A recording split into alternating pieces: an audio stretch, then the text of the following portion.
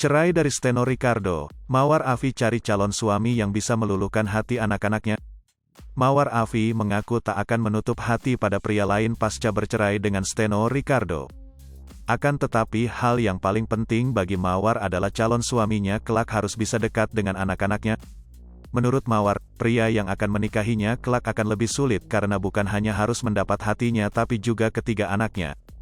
Sekarang kalau ada yang mau deketin Mawar itu jauh lebih susah, ucap Mawar Afi dikutip tribunnews.com dalam tayangan Rumpi, Jumat, tanggal 1 April tahun 2022.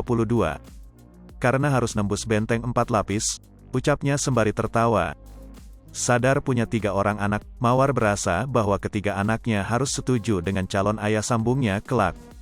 Harus bisa nembus anakku yang pertama, anakku yang kedua, ketiga, baru ke benteng Mawar. Lanjutnya, Mawar Afi resmi bercerai dengan suaminya pada 2021 lalu. Perceraiannya dengan sang mantan suami diwarnai isu bahwa adanya orang ketiga.